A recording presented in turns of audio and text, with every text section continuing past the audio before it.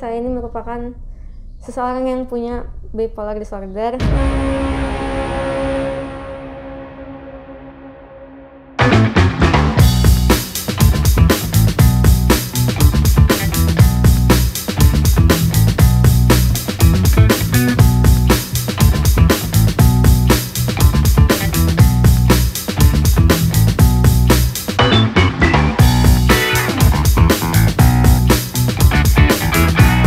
Assalamualaikum warahmatullahi wabarakatuh. Jumpa lagi dengan channel Widi Mandiri yang semakin hari semakin asik. Oke, ya, kali ini saya akan membahas masalah terapi, masalah bipolar yang biasanya saya mengenai otomotif, belajar mengemudi, atau mengenai tips-tips perawatan mobil. Ya, kali ini saya membahas masalah terapi bipolar dan cara terapinya. Ya, bisa disembuhkan dengan tanpa obat. Ya, ayo semangat. Sebelum kita membahas tentang bipolar ini, kita saksikan testimoni klien saya. Halo, nama saya Isna. Di sini saya merupakan pasien dari Widi Mandiri.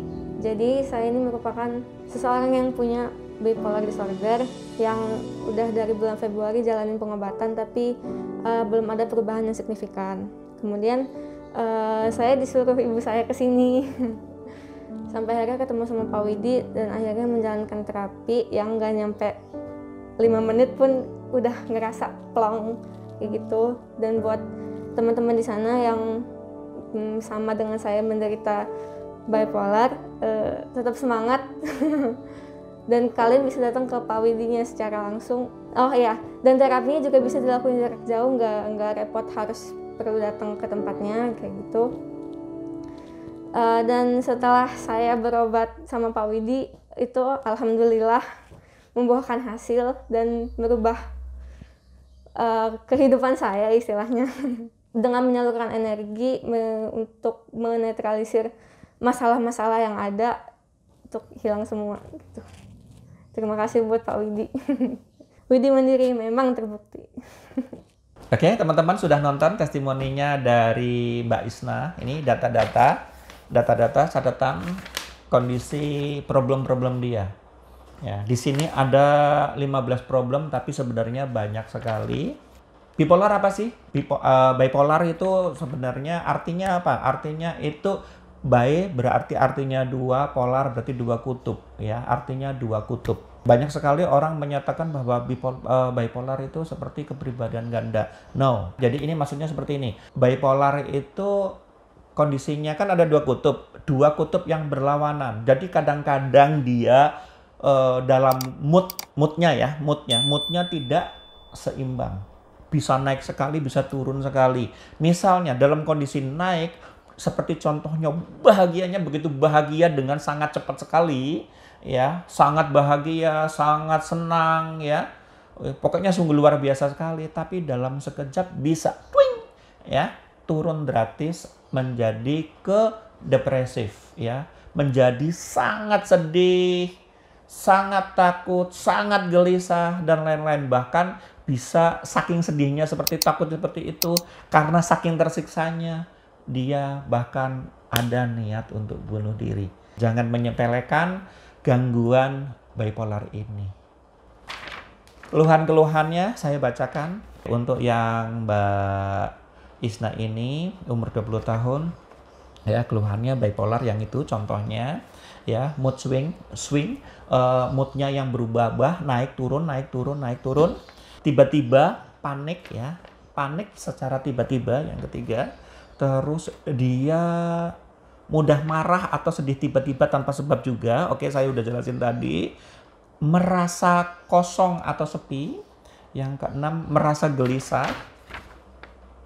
Yang ketujuh, kadang sulit tidur, tapi kadang terlalu sering tidur. Ya, jadi kalau sulit tidur ya udah, ya, bener-bener bahkan nggak bisa tidur. Kalau udah lagi gampang tidur, ya udah tidurnya bisa sampai lama sekali. Ya. Saat bangun tidur pun, walaupun kelihatannya tidurnya lama, dia ada perasaannya masih tetap aja kurang fresh. Selanjutnya dia ada problem sakit kepala. Ya, jadi tiba-tiba sakit kepala yang mendadak. Terus selanjutnya sulit fokus saat kuliahnya di Jogja ya Mbak Isna. Terus yang selanjutnya yang ke-11 ini suka ngejauhin orang terdekat karena merasa nggak bisa atau nggak pernah diingetin. Itu ya kurang sulit untuk bersosialisasi, intinya seperti itu. Yang ke-12 suka minder, bahkan mindernya sangat parah sekali. Yang ke-13 sulit untuk membuat keputusan karena overthinking. Yang ke-14 suka kontrol emosi. Dan selanjutnya yang ke-15 suka merasa capek berminggu-minggu. Alhamdulillah saya sudah sering sekali menangani hal-hal yang seperti ini. Tapi yang misalnya cemas-cemas aja, gelisah-gelisah aja, depresi-depresi aja.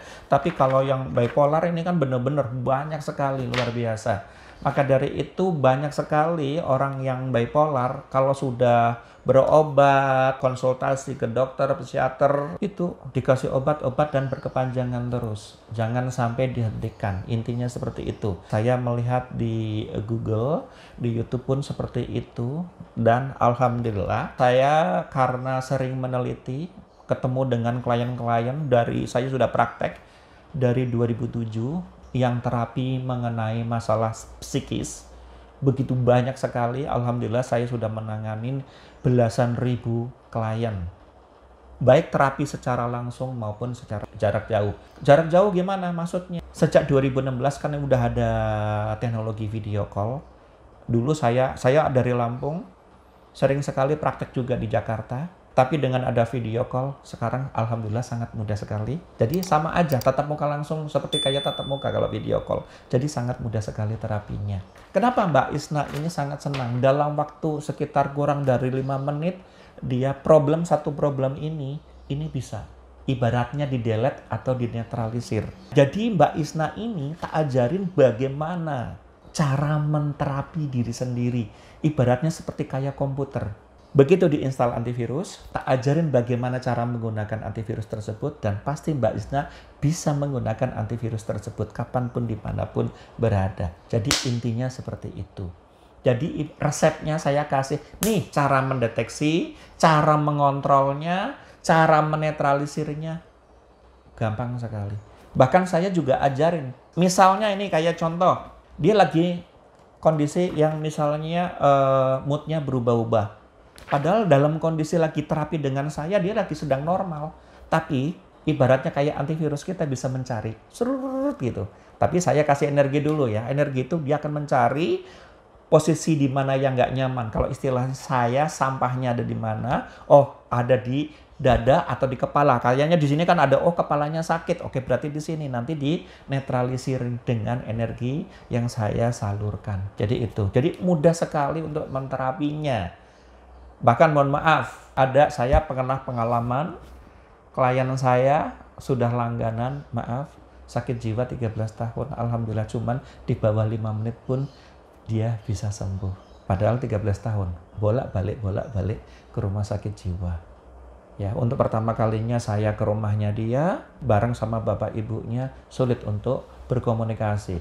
Begitu saya pulang dari rumahnya, bapaknya, ibunya dapat telepon dari keluarganya bahwa si klien tersebut megang ayam jago ya, yang paling disayang bapaknya, itu langsung dipegang ya, ditangkap, langsung dipotong dengan gunting sampai potong. Saat itu karena nggak bisa berkomunikasi, nggak bisa untuk diterapi saat itu, saya tunda. Oke, nggak bisa, tunggu seandainya reda. Begitu sudah reda kan udah lumayan tuh. Nah akhirnya saya ajarin bagaimana memberikan sugesti kepada klien tersebut, dan 2 minggu kemudian ketemu dengan saya dan bersedia di terapi. Alhamdulillah dalam waktu sekitar di bawah 5 menit sembuh. Alhamdulillah sampai sekarang. Jadi teman-teman ya semangat. Jadi belum tentu harus menggunakan obat. Kalau memang mau pakai obat boleh, nggak masalah. Silahkan didampingin dengan terapi yang saya temukan ini. Insya Allah bisa diterapi. Semangat.